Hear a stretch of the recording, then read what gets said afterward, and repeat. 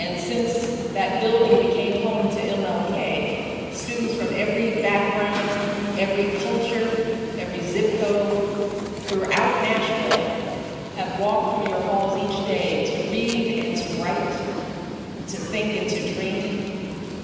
And I have to tell you, another reason why I wanted to come here is that all the things I've heard about this school, it is so familiar to me.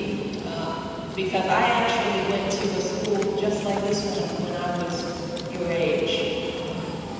I grew up on the south side of Chicago, and as I made my way through the south side, you can find it everywhere.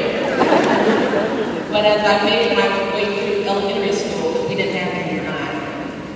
My number one goal was to go to a high school that would push me and challenge me. I wanted to go somewhere that would celebrate achievement, a place where academic success wouldn't make me a target of teasing or bullying, but instead would be a badge of honor. And for me, Whitney Young back